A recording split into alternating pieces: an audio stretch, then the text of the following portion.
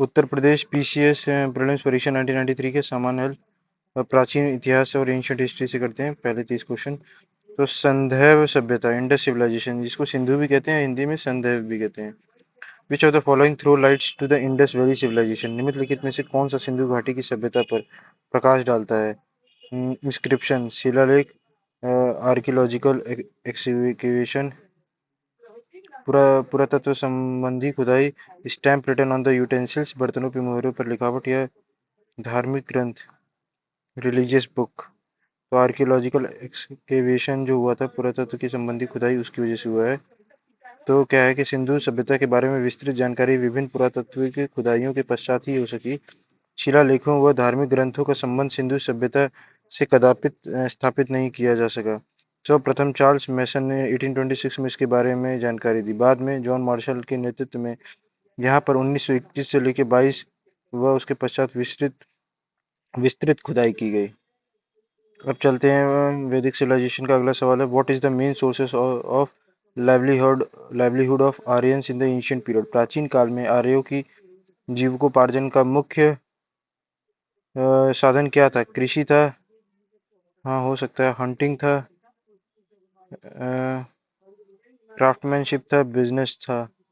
तो बिजनेस तो नहीं होगा, फार्मिंग होगा, कृषि है ना। तो प्रारंभिक आर्य यायावरी जीवन व्यतीत करते थे और कृषि व पशुपालन इनकी जीविका के साधन थे। बाद में कृषि इनकी जीविका का प्रमुख आधार बनी।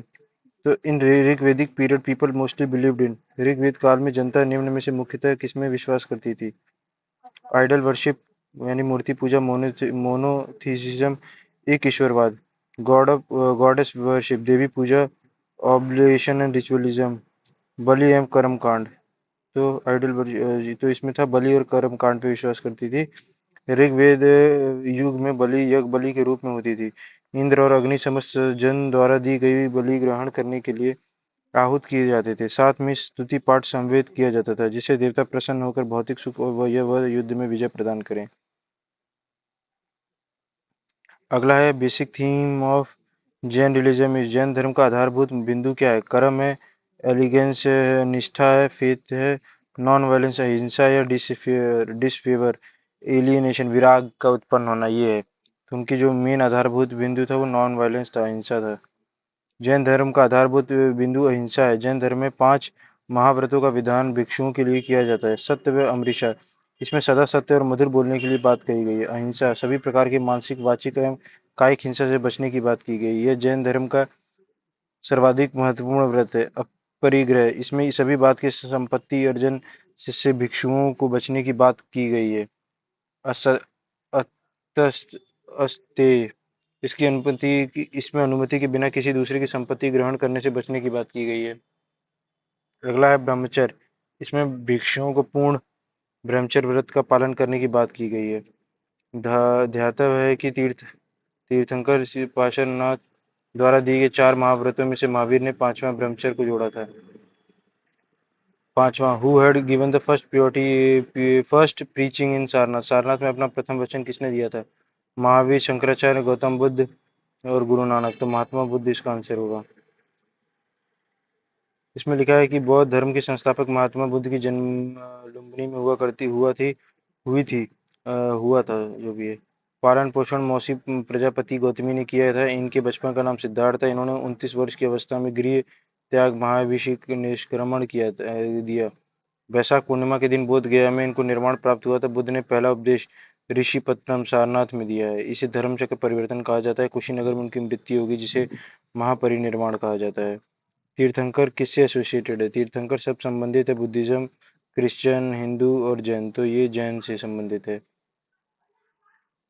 तीर्थंकर शब्द का प्रचलन जैन धर्म के सर्वोच्च पद प्राप्त करने के लिए किया जाता है। जैन धर्म में कुल 24 तीर्थंकर हुए जिसमें प्रथम तीर्थंकर आदिनाथ या ऋषभ देव, 23वें तीर्थंकर पार्श्वनाथ और 24वें तीर्थंकर महावीर स्वामी थे। Who established state religion on the basis of triple tolerance, generosity and mercy, compassion? किसने सहिष्णुता, उदारता और करुणा के त्रिविध आधार पर राज धर्म की स्थापना की। अशोक, अकबर, रंजीत सिंह, शिवाजी। तो अशोक ने किया था। अशोक के शासन का आदर्श कल्याणकारी राज्य की स्थापना था। उसने अपने पृथक शिलालेख में सभी मनुष्य मेरी संतान का आदर्श स्थापित किया। उसका धम्म करुणा व सहिष्णुता का पर्याय था। अकबर ने 1582 में विभिन्न धर्मों के सार संग्रह रूप में दीन इलाही की घोषणा की, जो एक ईश्वरवाद पे आधारित था। शिवाजी मराठा साम्राज्य के संस्थापक थे। After Mauryans the most powerful state of South India was. मौर्यों के बाद दक्षिण भारत में सबसे प्रभावशाली राज्य किसका था? सतवाहन, पल्लवाज, चोलाज और चालुक्याज। तो शायद चोलाज होगा। अच्छा नहीं, गलत दिया, सतवाहन है। तो मौर्य के बाद दक्षिण भारत में सतवाहनों के प्रभुत्व रहा। इस युग में शासकों को गौतमी पुत्र शतकर्णी तथा यज्ञश्री सातकर्णी प्रमुख शासक रहे। सतवाहनों का शकों से लंबा संघर्ष चलता रहा।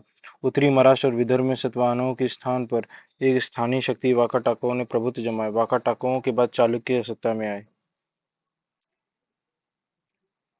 अब चलते हैं अगला क्वेश्चन नाइन्थ में। अजंता और इलोरा केव्स कहाँ पे हैं? अजंता और इलोरा गुफाएं कहाँ हैं? आंध्र प्रदेश में, मध्य प्रदेश में, महाराष्ट्र में, राजस्थान में। तो ये हमारा महाराष्ट्र में है। गुप्तकालीन गुफाएं। अजंता और एलोरा महाराष्ट्र के औरंगाबाद जिले में स्थित है। अजंता में कुल 29 गुफाएं हैं, जिसमें 4 चैत्य और शेष विहार है।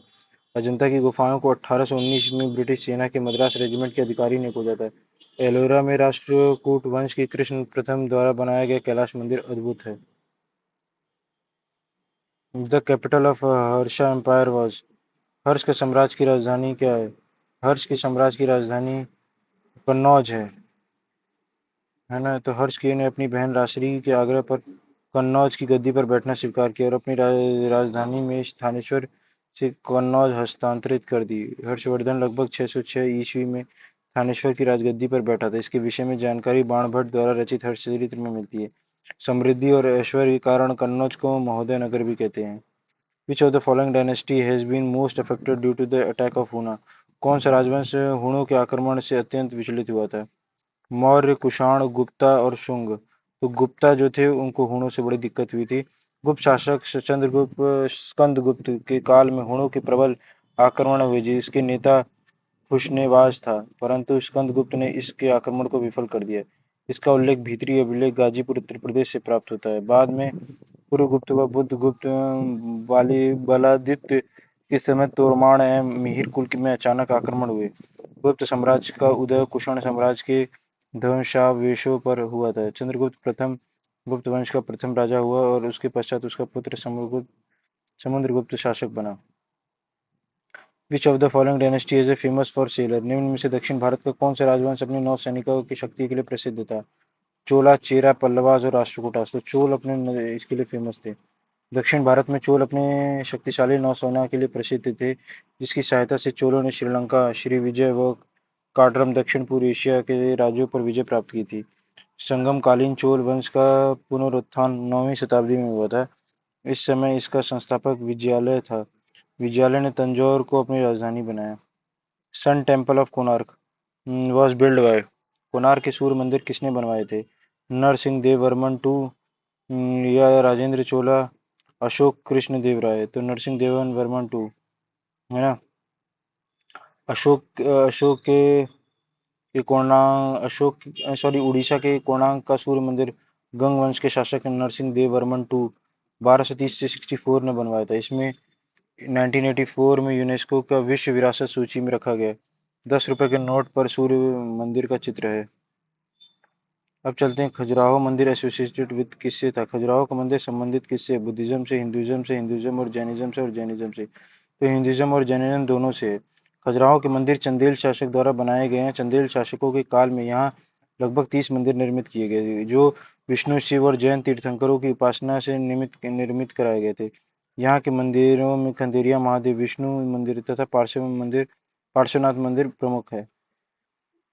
अब चलते हैं दिल्ली सल्तनत में। Mongol invader Genghis Khan came to the border of the north west India during which of the following emperor? Mongol आक्रमणकारी चंगेज खान भारत की उत्तरी पश्चिम सीमा पर निम्न में से किसके काल में आया था?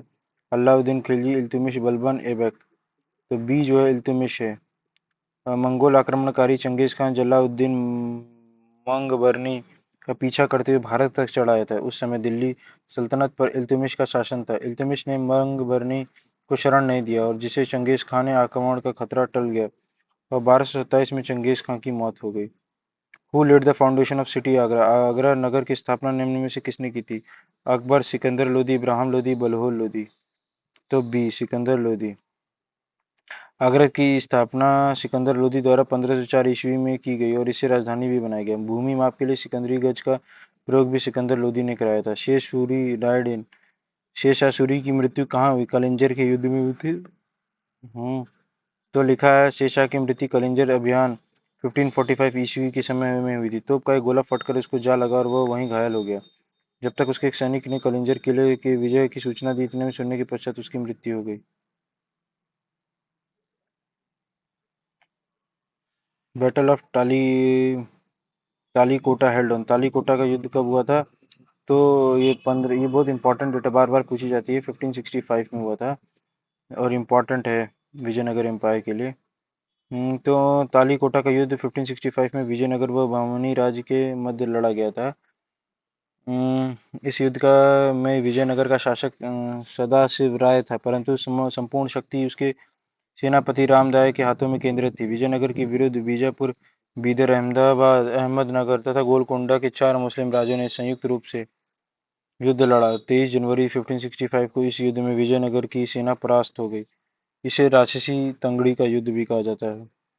Who established the trade relation with India first of all in medieval period? मध्यकालीन में सर्वप्रथम भारत से व्यापार किसने स्थापित की? तो पुर्तगालियों ने स्टार्ट किया था। भारत में व्यापार के लिए आने वाले पुर्तगाली सर्वप्रथम यूरोपीय थे। वास्को डी गामा जो एक पुर्तगाली 1498 में ही भारत कालीकट पहुंच गया था। इसके बाद डच आए 1595 में, अंग्रेज 1600 ईस्वी में और फ्रांसीसी 1664 में व्यापार के लिए भारत में आए। अब भक्ति मूवमेंट की बात हो रही है। वर्शिप भक्ति कल्चर है इट्स रीबर्थ ड्यूरिंग। भक्ति संस्कृति का भारत में पुनर्जन्म हुआ वैदिक वैदिक काल में नहीं, इन 10th सेंचुरी 10वीं शताब्दी में, 12th सेंचुरी में, 15th और 16th सेंचुरी में। तो 15वीं और 16वीं शताब्दी में भक्ति कल्चर वापस आया। भक्ति संस्कृति गीता की देन है, जिसमें ईश्वर के प्रति संपूर्ण समर्पण की बात की गई है। गीता में हम कर्म योग एवं भक्ति योग को सुंदर समन्वय देखने को मिलता है, परंतु भक्ति संस्कृति या भक्ति आंदोलन का पुनर्जन्म 15वीं एवं 16वीं शताब्दी में हुआ, जब कबीर, नानक सुर, तुलसी, चैतन्य एवं मीरा ने जन्म लेके भक्ति आंदोलन का व्यापक प्रसार किया। 21 Nadir Shah attack India during the regime of which of the following? Nadir Shah ने निम्न में से किस शासनकाल में भारत का आक्रमण किया था? बहादुर शाह, अहमद शाह, मोहम्मद शाह, शाह आलम टू। तो आंसर है मोहम्मद शाह। 13 फरवरी 1739 में नादिर शाह ने दिल्ली पर आक्रमण किया था। इस समय दिल्ली का बादशाह मोहम्मद शाह 1748 में इसे रंगीला शासक के नाम से भी जाना जाता है। नादिर शाह अपने साथ मयूर सिंहासन और कोहिनूर हीरा भी ले गया था। अहमद शाह अब्दाली ने भी इसी शासनकाल में 2 बार आक्रमण किए। विच of the following was built by the Akbar? निम्न में से किसका निर्माण अकबर ने करवाया था? बुलंद दरवाजा, जामा मस्जिद, कुतुब मीनार और ताजमहल। तो बुलंद दरवाजा जो था वो अकबर ने कराया था। अकबर ने गुजरात विजय के स्मारक स्वरूप बुलंद दरवाजा का निर्माण कराया था। सिकंदरा में अकबर का मकबरा है। शाहजहां के काल को मुगल स्थापत्य का स्वर्ण काल भी कहा जाता है। जहांगीर के आगरा की जामा मस्जिद, ताजमहल, मयूर सिंहासन, जहांगीर का मकबरा आदि बनवाए। कुतुब मीनार का निर्माण कुतुबुद्दीन ऐबक ने करवाया था। Which of the following was sent by the East India Company to the court of the Jahangir? East India company ने जहांगीर के दरबार में निम्न में से किसे भेजा था? Sir Thomas Roy, Vasco da Gama, Hawkins, George चरनाक। तो इसमें हॉकिंस को भेजा था। सर्वप्रथम ईस्ट इंडिया कंपनी ने 1608 में कैप्टन हॉकिंस को मुगल दरबार में जहांगीर को भेजा, जिसे जहांगीर ने 400 का मनसब दिया, परंतु हॉकिंस ने सूरत इत्यादि के क्षेत्र व्यापार हेतु सनद प्राप्त न हो सकी। सन 1650 में ब्रिटिश प्रधानमंत्री जेम्स फर्स्ट ने सर थॉमस रो को जहांगीर के दरबार में अपना दूत बना के भेजा। यह जहांगीर की फरमान प्राप्त करने में सफल रहा। अब चलते हैं who defeated Maratha in the third battle of the Panipat? Panipat को तीसरे युद्ध में निम्न में से किसने मराठों को हराया? तो अफगान वालों ने हराया था। पानीपत के तृतीय युद्ध में 1761 में मराठों व अफगान शासक अहमद शाह अब्दाली के मध्य में लड़ा गया था, जिसे मराठों की हार हुई। इस युद्ध में पेशवा बालाजी बाजीराव को नाबालिग पुत्र विश्वास राव सेनापति तथा सदाशिव राव भाऊ उसके सहायक नियुक्त थे, किंतु वास्तविक सेनापति सदाशिव राव भाऊ था। मराठों की तरफ से उसने तोपखानों में एक टुकड़ी का नेतृत्व इब्राहिम खां गर्दी कर रहा था। हम्म उसके बाद है captain of Tipu Sultan was, Tipu Sultan की राजधानी क्या थी? बेलूर थी, द्वार समुद्रम था, श्रीरंगपट्टनम था। ये श्रीरंगपट्टनम ही होगा, श्रीरंगम था। तो अच्छा सॉरी, श्रीरंगम है। श्रीरंगपट्टनम, अच्छा इसको कहते हैं, तो ये क्या है? श्रीरंगपट्टनम, यही है श्रीरंगपट्टनम। तो द्वितीय आंग्ल मैसूर युद्ध 1780 से लेकर 84 में हैदर अली की मृत्यु 1782 के पश्चात उसका पुत्र टीपू सुल्तान गद्दी पर बैठा। इसे श्रीरंगपट्टनम को अपनी राजधानी बनाया। यह एक कुशल प्रशासक एवं सेनापति था। उसके आधुनिक कैलेंडर पद्धति को लागू किया, सिक्का ढलाई की नई तकनीकें अपनाई तथा नाप तोल के आधुनिक पैमाने अपनाए। उसने श्रीरंगपट्टनम में स्वतंत्रता वृक्ष लगवाया था, जबकि तथा जैकोबिन क्लब का सदस्य बना। 1799 में चतुर्थ आंग्ल मैसूर युद्ध में अंग्रेजों से लड़ते समय श्रीरंगपट्टनम की उसकी मृत्यु हो गई। Which of the following oppose the Britisher most in India? निम्न में से किसने भारत को अंग्रेज का सर्वाधिक विरोध किया? मराठा, मुगल, राजपूताना, सिख। तो मराठाओं ने उस टाइम पे पीक पे थे और उन्होंने विरोध किया। भारत में अंग्रेजों के सर्वाधिक प्रबल विरोध मराठा द्वारा किया गया था, परंतु परंतु पानीपत के तृतीय युद्ध के पश्चात भारत में मराठों की श्रेष्ठता समाप्त हो गई थी और अंग्रेजों के पैर मजबूती से जम गए थे। वेलेस्ली ने 1802 में पेशवा की बसीन की सहायक संधि करने के बाद किया और 1818 में लॉर्ड हैंडसिंग ने मराठों की रही सही शक्ति को समाप्त कर दिया। भारत में ब्रिटिश की सर्वोच्चता की स्थापना की। अब चलते हैं major. Who start the home rule league? Home rule आंदोलन किसने स्टार्ट किया था? बार बार आता तिलक का स्थान आना चाहिए, देखते हैं क्या है। अब कहीं इनी बेसेंट दिया रहता है, कहीं तिलक दिया रहता है, अब यहाँ पे कह रहा है इनी बेसेंट है। होम रूल आंदोलन व होम रूल लीग का पर्याप्त अंतर है। अच्छा, होम रूल आंदोलन अलग है और होम रूल लीग अलग है। पूछा क्या है इसने? लीग पूछा है।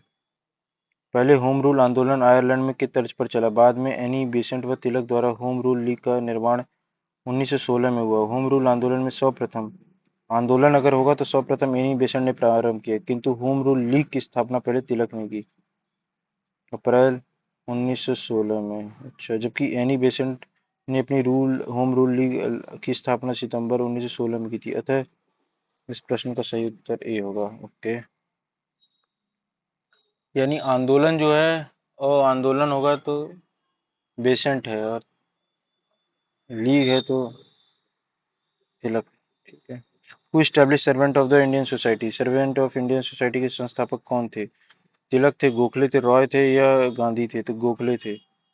ठीक है। तो गोपाल कृष्ण गोखले रानाडे को अपना आध्यात्मिक और राजनीतिक गुरु मानते थे। 1905 में गोखले ने भारत सेवक समिति अम, ये सर्वेंट ऑफ इंडियन सोसाइटी की स्थापना की। संस्था का उद्देश्य राजभक्तों को तैयार करना था। जनवरी 1915 में गोखले के कहने पर महात्मा गांधी ने दक्षिण अफ्रीका से भारत सुधारों की योजना तैयार की, जिसे राजनीतिक वसीयत पॉलिटिकल टेस्टामेंट कहा जाता है ना जी। तिलक ने गोखले को भारत का हीरा और महाराष्ट्र का रतन बताया। Rowlatt act Rowlatt act was impose in the year? Rowlatt act को भारत में कब लागू किया गया था? तो 1919 में था। अंग्रेजी शासन सरकार द्वारा फरवरी 1919 में रोलो एक्ट पास कर दिया गया, जिसमें इस कानून के अनुसार सरकार किसी को गिरफ्तार करके बिना मुकदमा चलाए जेल में डाल सकती थी और चाहे जितने समय तक जेल में रख सकती थी। महात्मा गांधी ने लोगों को 6 अप्रैल 1919 में देशव्यापी हड़ताल करने के लिए कहा। पूरे देश में हड़ताल की गई और जुलूस निकाले गए। दिल्ली में उस जुलूस के नेतृत्व स्वामी श्रद्धानंद ने किया। रोला एक्ट बिल का विरोध डॉक्टर सत्यपाल और सैफुद्दीन किचलू गिरफ्तार किए गए। Lord Curzon divided the Bengal in 1905। Division was ended in the year of? Lord Curzon ने वर्ष 1905 में बंगाल विभाजन का कर दिया था। विभाजन किस वर्ष में खत्म हुआ? तो 1911 में खत्म हुआ था। लॉर्ड कर्जन ने बंग भंग की घोषणा 20 जुलाई 1905 को की। 7 अगस्त 1905 में बंग भंग विरोधी आंदोलन प्रारंभ हो गए। 16 अक्टूबर 1905 को विभाजन लागू हो गया। 12 दिसंबर को 1911 को दिल्ली दरबार में सम्राट ने बंगाल विभाजन की रद्द घोषित कर दिया और ये तथा कलकत्ता की जगह दिल्ली को नई राजधानी बनाने की अनुमति दी। 1912 में भारत की राजधानी कलकत्ता से दिल्ली